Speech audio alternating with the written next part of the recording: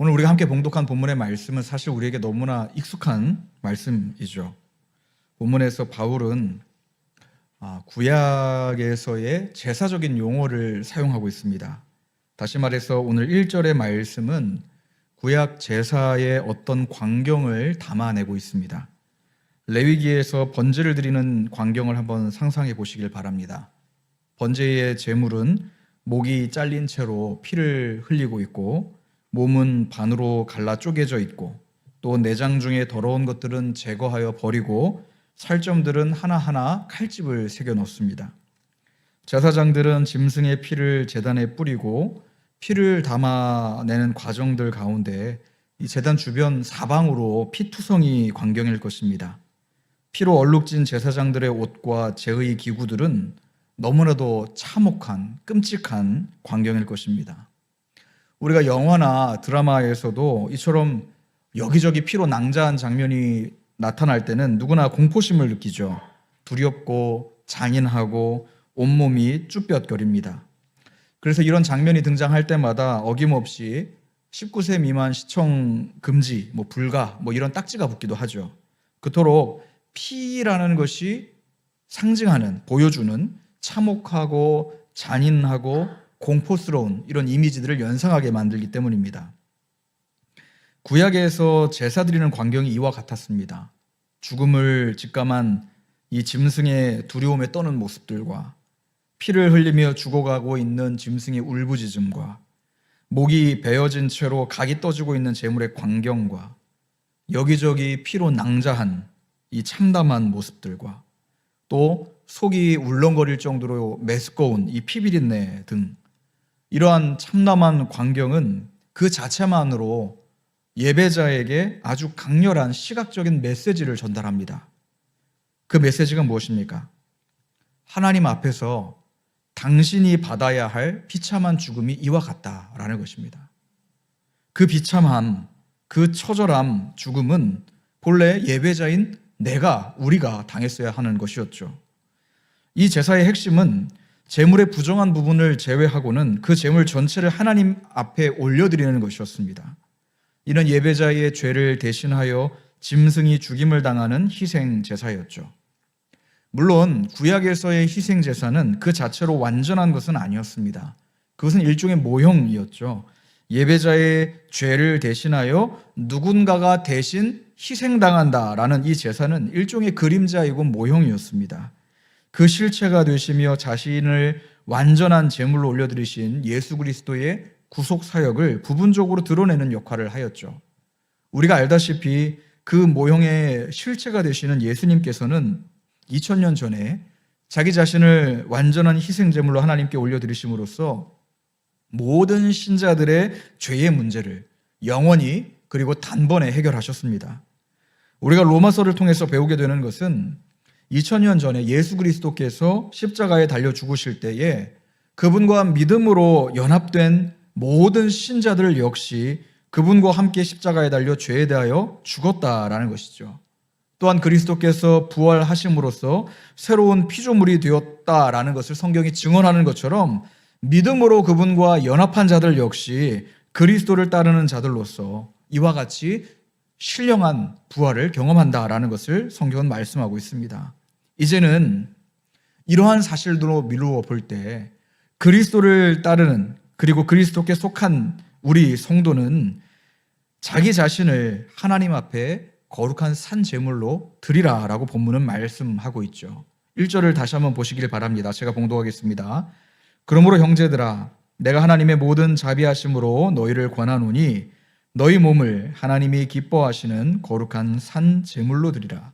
이는 너희가 드릴 영적 예배니라 라고 말합니다. 방금 읽은 구절을 보면 바울은 예수 그리스도를 영접하여 그리스도인이 된 저와 여러분들을 향하여서 여러분들의 몸을 거룩한 산 제물로 드리십시오라고 말합니다. 이것은 마치 앞에서 살펴보았던 것처럼 레위기의 그 번제단 위에 올려지게 될 그 제물처럼 우리 자신을 하나님께 드리라라고 말하고 있습니다. 바울은 의도적으로 구약의 희생제사의 이미지를 지금 사용하고 있습니다. 그 잔인하고 처참하고 참담한 광경을 다시금 연상하게 만들고 있습니다. 예수 그리스도께서 십자가 위에서 자기 자신을 그렇게 화목제물로 올려드리셨던 것처럼 이제 그분께 속한 자라면, 이제 그분을 따르는 자라면 마땅히 여러분 자신을 거룩한 산제물로 제단 위에 올려드리라라는 것이죠. 여러분 그렇지 않습니까? 그리스도와 함께 연합하여 함께 십자가에 죽고 함께 부활한 성도들은 이제 주님을 따라서 우리 자신을 번제단 위에 하나님께서 기뻐 받으실 거룩한 제물로 드려야 합니다. 이것이 그리스도를 닮아가는 모든 그리스도인들에게, 모든 성도들에게 합당한 하나님의 뜻이기 때문입니다. 그렇다면 여러분, 어떻게 하는 것이 나 자신을 거룩한 제물로 하나님께 드리는 것일까요? 이에 대해서 바울은 2절에서 조금 더 명확하게 해설하고 있는데 우리 2절을 한번 함께 읽어보도록 하겠습니다. 시작. 너희는 이 세대를 본받지 말고 하나님의 선하시고 기뻐하시고 온전하신 뜻이 무엇인지 분별하도록 하라. 아멘.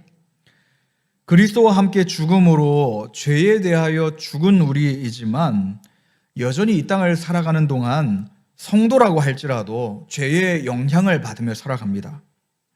성령께서 거듭나게 하심으로써 우리 안에 새롭게 창조된 정직한 영, 정직한 마음을 불어넣어 주셨지만 여전히 이 죄 많은 세상 가운데 죄의 유혹에 쉽게 넘어지는 이 죄의 몸을 가진 우리이기 때문에 죄의 영향으로부터 자유롭지 않습니다. 그렇기 때문에 날마다 나 자신을 하나님의 말씀 앞에 복종시키며 그분의 뜻에 순종하며 살기 위해서는 계속해서 내 안에 죄의 정욕과 싸워가는 작업, 죄악된 본성을 죽여가는 과정들이 필요합니다. 분명 그리스도인들은 하나님의 영광의 임재가 임하는 예배 가운데 죄인의 신분이 아닌 아들의 신분으로 담대하게 들어가게 되었고 참되게 아버지 하나님을 예배하는 것이 가능하게 되었습니다.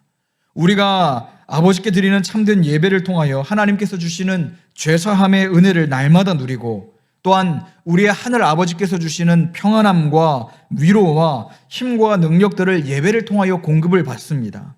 그러나 다시 한번 말씀드리지만 이 땅을 살아가는 동안 우리는 죄가 주는 그 유혹으로부터 완전히 자유로워진 것은 아닙니다. 우리가 하나님의 소유요 하나님의 백성, 그분의 자녀가 되었지만 여전히 이 땅을 살아가는 동안에는 죄의 영향을 받습니다.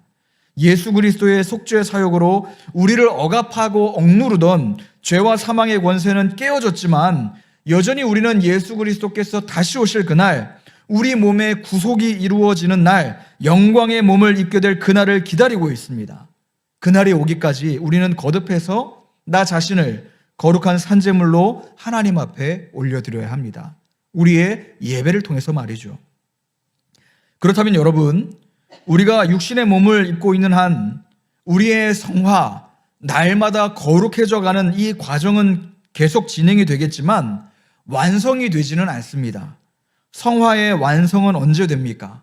예수 그리스도께서 다시 오실 그날, 영광 중에 다시 오셔서 모든 성도들을 일으키셔서 영광의 몸이요 부활의 몸을 입게 하실 그 날에 비로소 완성이 됩니다. 이를 신학적인 용어로 영화라고 하죠. 따라서 영화되기 전까지 우리의 성화는 완성이 되지는 않습니다. 점점 거룩해져 가는 이 성화의 과정은 사람마다 그 속도가 다를 수 있습니다. 어떤 사람들에게는 갑자기 진행이 될 수도 있고 또 어떤 이들에게는 매우 긴 시간 동안 더디게 진행이 될 수도 있습니다. 그러나 우리가 반드시 기억해야 할 사실은 하나님께서 의롭다고 여겨주신 자, 칭의하신 사람은 반드시 성화의 단계를 거친다라는 것입니다. 칭의와 성화는 반드시 같이 간다라는 것이죠. 바울은 갈라디아서 2장 20절에서 이렇게 말합니다. 내가 그리스도와 함께 십자가에 못 박혔나니 그런즉 이제는 내가 사는 것이 아니요 오직 내 안에 그리스도께서 사시는 것이라. 이제 내가 육체 가운데 사는 것은 나를 사랑하사 나를 위하여 자기 자신을 버리신 하나님의 아들을 믿는 믿음 안에서 사는 것이라 라고 말합니다. 매일같이 죄악된 나를 죽이고 내 안에 그리스도께서 살아가게 하시고 그리하여서 나의 더럽고 추악한 모든 것들을 깨끗하고 정결하게 주님의 피로 닦으시고 청소해 주시고 정돈해 주시고 그분의 거룩하심과 영광이 내 안에 충만하게 하셔서 이제는 내 모든 주권들을 주님의 손에 올려드리는 것, 이것이 바로 거룩한 산제물로 나 자신을 드리는 삶이고 거룩과 성결로 나아가는 성화의 삶일 것입니다. 이를 위해서 우리가 포기하지 않고 지속해야 하는 것이 무엇일까요? 2절을 보면 바울은 권합니다. 이 세대를 본받지 말고 마음을 새롭게 함으로 변화를 받아서 하나님의 기뻐하시고 이 선하시고 온전하신 뜻이 무엇인지를 분별하라 라고 말입니다. 이것은 지속적인 순종을 가리킵니다. 나 자신을 하나님이 기뻐 받으시는 거룩한 산제물로 단번에 드리는, 한 번 드리고 끝나는 이 단회적인 순종이 아니라 우리의 평생에 걸쳐서 지속적으로 내 마음을 새롭게 함으로 변화를 받아서 하나님의 기뻐하시는 그 뜻이 무엇인지를 매일 매 순간마다 상황마다 분별하는 것, 그것이 바로 성화라는 것이죠. 이를 레위기의 제사적인 의미를 담아 말씀드리자면 내가 하나님께서 기뻐 받으실 만한 거룩한 제물이 되도록 내 안에 부정한 것들을 매일 제거하는 것입니다. 내 모든 것들이 번제단 위에서 잘 타오를 수 있도록 내 몸통을 반으로 가르고 그의 모든 살점들마다 칼집을 새겨 넣는 것입니다. 여러분, 이 과정이 쉽겠습니까? 결코 쉽지 않습니다. 우리가 책을 읽다가 종이에 손가락 끝에 살짝 베어도 그거 얼마나 아픕니까? 하물며 우리의 죄로 기울어진 본성, 우리의 죄로 물든 본성을 잘라내고 끊어내는 것이, 이것이 얼마나 고통스럽고 얼마나 괴로운 일이겠습니까? 죄의 지배 아래 놓여 있을 때 죄가 주는 즐거움과 탐욕에 익숙했던 우리였습니다. 완전히 죄악으로 기울어져서 도저히 생명을 선택할 수 없었던 우리였습니다. 그랬던 우리가 예수 그리스도의 피로 새로운 피조물이 되었습니다. 하나님의 은혜로 구원받은 거룩한 백성이 되었습니다. 그렇다면 우리는 이제부터 죄에 속하였던 모든 것들, 죄에 익숙하였던 내 생활 습관들을 하나하나 잘라내어야 합니다. 마음을 새롭게 함으로 변화를 받아야 합니다. 그런데 여러분, 이것은 결코 쉽지 않습니다. 악을 버리고 의를 선택할 때 때로는 손해보는 것들이 일어날 수 있습니다. 그럼에도 우리는 마음을 날마다 말씀으로 새롭게 하여 변화를 받아 하나님의 뜻에 합당하게 우리 자신을 거룩한 산제물로 드려야만 합니다. 이렇게 하나님 앞에 나의 죄악된 부분들을 자르고 도려내고 칼집을 넣는 행위들이 우리의 매일 매 순간마다, 우리의 예배마다 일어나야 한다라는 것이죠. 이 모든 일들의 중심에 바로 예배가 있습니다. 이 모든 일들은 예배를 통하여서, 그리고 예배 안에서 일어납니다. 이를 바꿔서 말하자면 예배를 통하지 않고서는 이런 일들은 일어나지 않습니다. 뭔가 내 안에 놀라운 변화들이 일어나기를 바라지만 하나님, 나는 예배는 드리고 싶지 않습니다. 하나님, 내 안에 뭔가 거룩해지고 뭔가 아름다운 결실들이 맺혀지기를 바라지만 하나님, 나는 예배는 좀 거북합니다. 하나님, 나는 예배는 받고 싶고 감격을 누리고 싶지만 예배의 자리에는 앉아있기 싫습니다. 이것은 말이 되지 않습니다. 여러분, 착각하면 안 됩니다. 예배를 통하지 않고서는 이런 일들이 일어나지 않습니다. 예배 밖에서 뭔가를 찾으려 하지 마십시오. 그것은 하나님께서 정하신 방법이 아닙니다. 하나님을 사랑하고 하나님을 섬긴다고 한다면 마땅히 하나님께서 제정하신 방법대로 그분을 섬기는 것이 맞습니다. 하나님께서 모세를 통해서 주신 모든 법규대로 아론이 제사를 행하였을 때 아주 놀라운 일이 일어납니다. 하늘로부터 불이 떨어져서 제단 위에 모든 제물을 불살랐다라고 성경은 말합니다. 우리가 진실되이 하나님을 예배할 때 하나님께서 그 예배를 받으셨다라는 증거로 불을 내려주십니다. 그리고 그 이후에 제사장들은 이 불을 절대로 꺼트려서는 안 되는 사명을 받았습니다. 왜 그렇습니까? 이 불은 인간이 만들어낸 불이 아니기 때문에 그렇습니다. 뭔가 내가 이것을 해서 만들어낸 불이 아닙니다. 하나님께서 친히 내리신 불입니다. 그 출발점이 하나님에게 있습니다. 하나님께서 내리신 이 불이 날마다 꺼지지 않게 하기 위해서 제단의 불씨를 지키는 것이 제사장에게 주어진 임무였죠. 꺼지지 않는 불은 결국 택하신 백성들이 하나님께 올려드리는 영원한 예배, 합당한 예배를 가리킵니다. 제단의 불씨가 꺼지지 않았다라는 것은 하나님께서 늘 예배 가운데 함께 하셨다라는 증거였고, 그 불을 주셨다라는 것은 그분의 백성들이 하나님을 참되게 예배하기를 기대하신다라는 것이었습니다.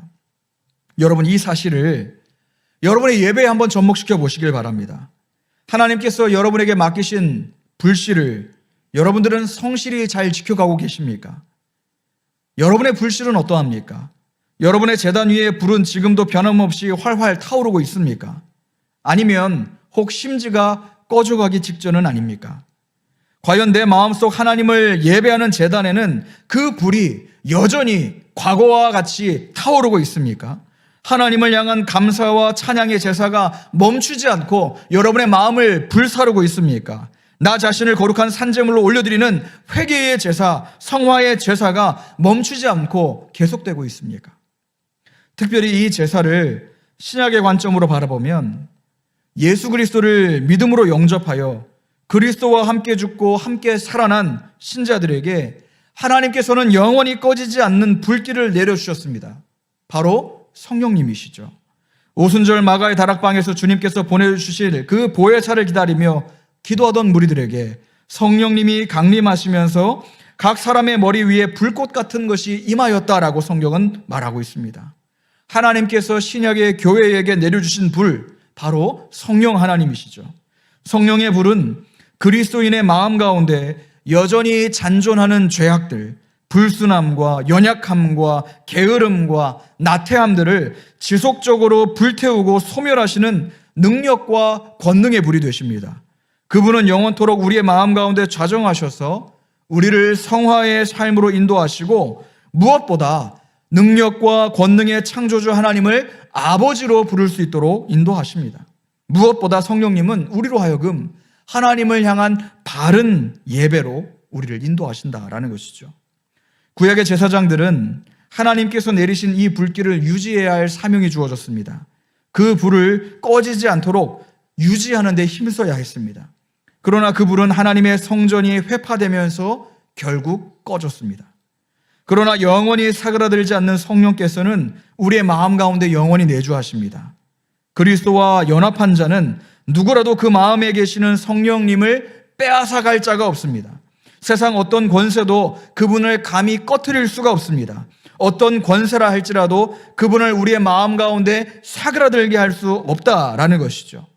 바울이 로마서 8장에서 고백한 바와 같이 사망이나 생명이나 천사들이나 권세자들이나 현재일이나 장래일이나 능력이나 높음이나 깊음이나 어떤 피조물이라도 우리 안에 계신 성령님을 소멸시킬 존재가 없다라는 것입니다.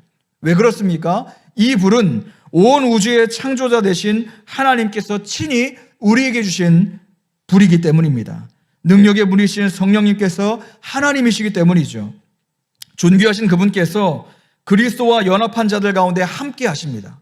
성경에서 예언되어 왔던 것처럼 임마누엘, 하나님이 우리와 함께 하신다는 약속이 오순절 마가의 다락방 성령님의 강림을 통하여 우리 가운데 성취되었다라는 것이죠. 주 안에 사랑하는 성도 여러분, 우리의 힘으로는 나 자신을 온전하게 하나님 받으시는 거룩한 제물로 드릴 수가 없습니다. 내 능력과 내 지혜를 의지해서는 이룰 수가 없습니다. 나 자신의 경험이나 내가 체득한 지식으로도 이 악한 세대 가운데 하나님의 뜻대로 우리의 마음을 새롭게 할 수도 없고 변화할 수도 없고 아버지의 선하시고 기뻐하시고 온전하신 뜻이 무엇인지조차 분간조차 할 수가 없습니다.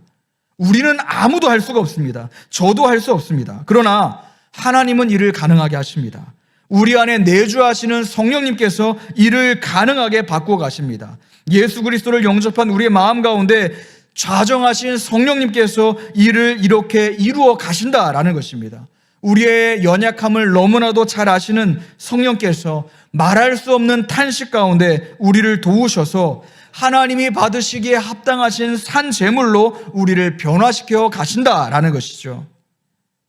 빌립보서 1장 6절 말씀을 보면 너희 안에 착한 일을 시작하신 이가 그리스도 예수의 날까지 이루실 줄을 우리는 확신하노라 라고 말씀합니다.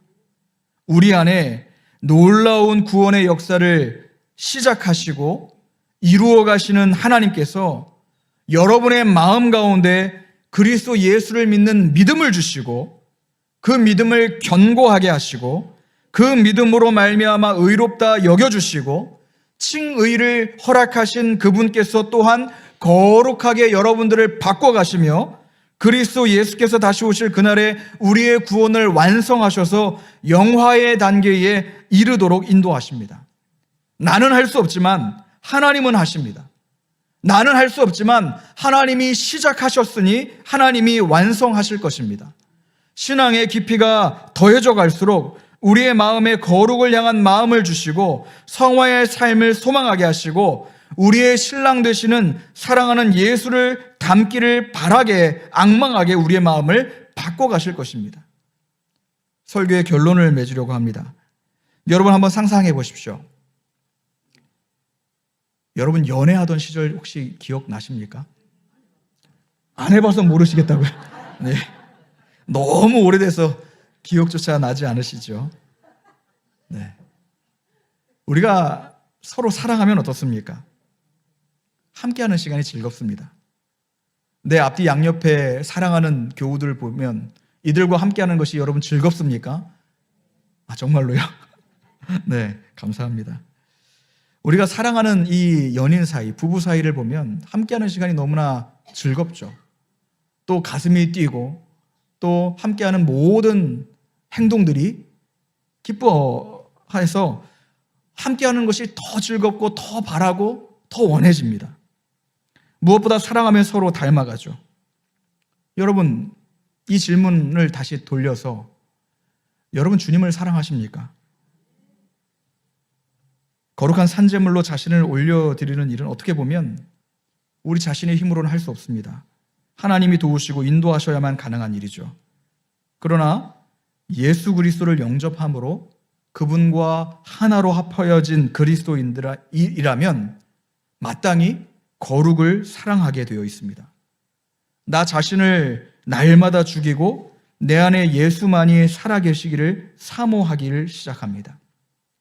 자신을 부인하고 자기 십자가를 짊어진 채로 주님을 따라가기를 바라기 시작합니다. 그토록 사랑하는 아름다운 주님을 더 닮아가기를 원하게 됩니다. 주님과 함께하는 시간들이 모두 즐겁고 주님을 묵상하는 것이 내 안에 기쁨으로 자리 잡기 시작하고 그분을 예배하는 것이 복되다는 것을 인정할 수밖에 없게 됩니다. 무엇보다 그 주님께서 거룩하시니 나도 거룩해져 가기를 소망합니다. 그분이 의로우시니 나도 악을 버리고 의를 향하여 나아가길 시작합니다. 그분이 사랑이시니 나도 그 사랑을 닮아가기 시작합니다. 이와 같이 우리 안에 이러한 거룩을 향한 열정들이 생겨가기를 시작합니다. 그리고 우리 안에 내주하시는 성령께서 내가 그토록 원하고 바라고 간구하던 성화를 그분의 능력으로 이루어 가십니다. 거룩한 산제물로 나 자신을 기꺼이 하나님께 올려드릴 수 있도록 우리를 변화시켜 가십니다. 하나님이 받으시기 합당하신 예배자의 모습으로 우리를 바꿔 가십니다. 거룩한 주님의 신부인 교회의 참된 모습으로 우리를 정결하게 바꿔 주십니다. 바로 우리의 예배를 통해서 말이죠. 저와 여러분의 예배가 이와 같이 되기를 소망합니다. 하나님께서 기뻐 받으시는 예배는 단지 형식적이고 습관적인 빈 껍데기 예배가 결코 아닙니다. 살아계신 하나님과의 친밀한 관계의 사귐을 누리는 예배, 하나님께서 주시는 힘과 능력을 공급받는 예배, 특별히 오늘 설교의 제목처럼 나 자신을 거룩한 산제물로 하나님께 바치는 예배입니다. 바라옵기는 하나님 앞에 헌신하기로 다짐하는 예배위원회를 비롯한 이 자리에 함께 하시는 모든 성도 여러분들, 그리고 우리 가자동강교회에서 드리는 모든 예배가 이와 같이 하나님께서 기뻐 받으시는 거룩한 산제물로 드리는 예배가 되기를 주님의 이름으로 축원합니다.